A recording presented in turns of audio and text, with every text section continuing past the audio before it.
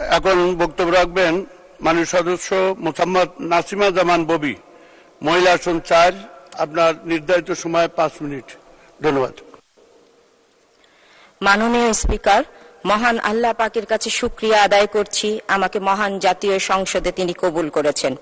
মাননীয় স্পিকার, মহান দ্বাদশ জাতীয় সংসদের উদ্বোধনী অধিবেশনে মহামান্য রাষ্ট্রপতির দেয়া ভাষণের উপর আনীত ধন্যবাদ প্রস্তাবের আলোচনায় আমাকে সুযোগ দেওয়ার জন্য আমি আপনার কাছে জানাই কৃতজ্ঞতা ধন্যবাদ।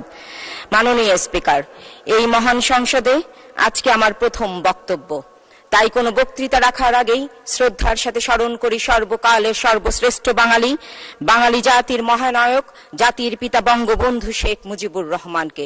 শ্রদ্ধার সাথে স্মরণ করি 1971-এর মহান মুক্তিযুদ্ধে শহীদ সকল বীর মুক্তিযোদ্ধাদের। শ্রদ্ধা জানাই সকল বীর মুক্তিযোদ্ধাদের, শ্রদ্ধা জানাই বীরাঙ্গনা মায়েদের।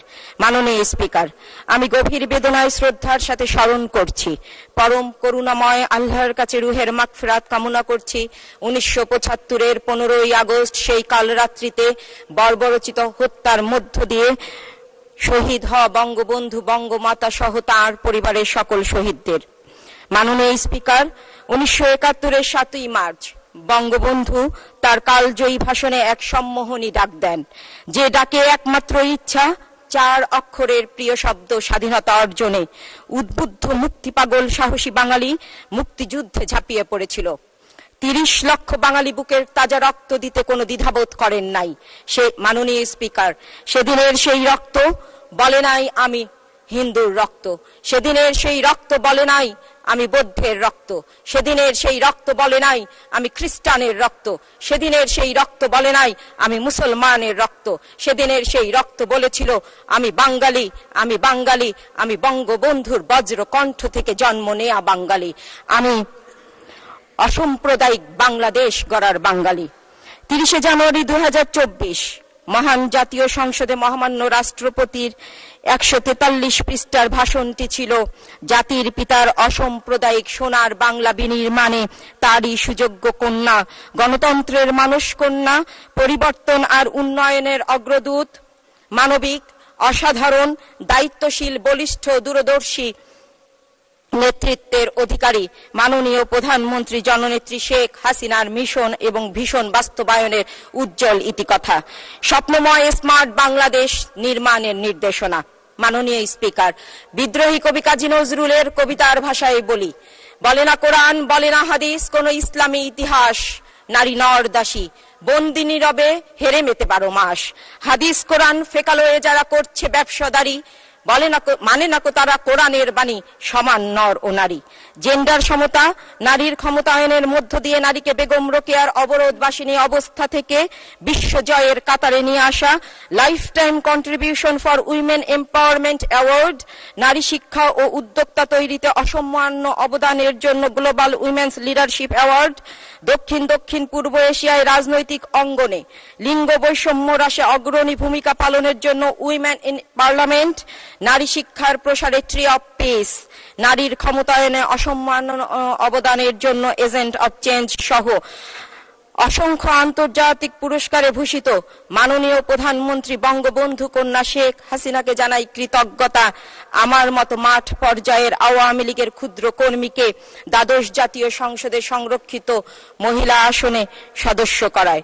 মাননীয় স্পিকার, কারাবরণ, গৃহবন্দী, বারবার মৃত্যুর মুখ থেকে ফিরে আসা সহ নানা ঘাত প্রতিঘাতে চড়াই উতরাই পেরিয়ে বাংলাদেশের 5মবারের মতো প্রধানমন্ত্রী হয়ে বিশ্ব ইতিহাসে রেকর্ড সৃষ্টি করেছেন মাননীয় প্রধানমন্ত্রী জননেত্রী শেখ হাসিনা। 15 বছরে একটানা প্রধানমন্ত্রী হিসাবে নেতৃত্ব দিয়ে আর্থসামাজিক উন্নয়নের সব মানদণ্ডে মাথা উঁচু করে গর্ব করার মতো এক অনন্য উচ্চতায় এক সময়ের পতিত দুঃখী বাংলাদেশকে নিয়ে গেছেন তিনি। রাজনৈতিক প্রজ্ঞা আর বিচক্ষণায় বিশ্ব নেতৃত্বে ঈর্ষণীয় পর্যায়ে পৌঁছে যাওয়া মাদার অফ হিউম্যানিটি খ্যাত মাননীয় প্রধানমন্ত্রী বাংলাদেশের রাজনীতি আর উন্নয়নের জাদুকর, বিশ্ব নেতৃত্বে অনুকরণীয়, বিশ্বের বিস্ময়। তার চলমান উন্নয়নের অভিযাত্রায় মহান জাতীয় সংসদে মহামান্য রাষ্ট্রপতি তার ভাষণে বাংলাদেশকে এগিয়ে নিয়ে যাওয়ার যে স্বপ্ন এঁকেছেন সেজন্য তাকে জানাই ধন্যবাদ। মাননীয় স্পিকার, এবারের জাতীয় সংসদ নির্বাচনকে ঘিরে দেশি বিদেশি ষড়যন্ত্র, বিএনপি জামাতের আন্দোলনের নামে অপতৎপরতা আমরা দেখেছি, কিন্তু বাংলাদেশের মানুষ ছিল জননেত্রী শেখ হাসিনার পক্ষে। ধন্যবাদ। বাংলাদেশের মানুষ ছিল উন্নয়নের পক্ষে, বাংলাদেশের মানুষ ছিল দৃঢ়চিত্তে স্বপ্ন দেখে জননেত্রী শেখ হাসিনার নেতৃত্বে 2041 সালের উন্নত বিশ্বে মাথা উঁচু করে দাঁড়াবার পক্ষে। বাংলাদেশের মানুষ বিএনপির আন্দোলনে একমত পোষণ করে না, তাই তো বিএনপিকে তারা প্রত্যাখ্যান করেছে। মাননীয় স্পিকার, মাননীয় প্রধানমন্ত্রীর দ্বারা বাংলাদেশের উন্নয়নে বদলে গেছে হামার রংপুর। 2008 সালে নির্বাচিত হওয়ার পর মাননীয় প্রধানমন্ত্রী আপনি রংপুরের দায়িত্ব কাঁধে তুলে নিয়ে রংপুরে দৃশ্যমান উন্নয়ন করেছেন। আপনি প্রতিশ্রুতি রেখেছেন রংপুরে বিভাগ করা, রংপুরের পৌরসভাকে সিটি কর্পোরেশনে উন্নত করা, রংপুরের প্রধান নগরী 4 লেনে উন্নীত করা, রংপুর মেডিকেল হাসপাতালে ওপেন হার্ট সার্জারি এবং বার্ন ইউনিট স্থাপন করা, সমন্বিত ক্যান্সার হাসপাতাল, বঙ্গবন্ধু নব থিয়েটার, আইটি ভিলেজ, শিশু হাসপাতাল সহ প্রভূত উন্নয়ন আপনি করেছেন।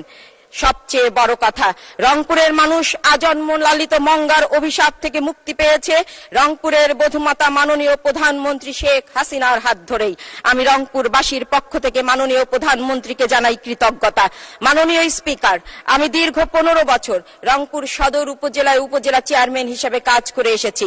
রংপুর সদর উপজেলাটি আমার খুব আবেগের জায়গা।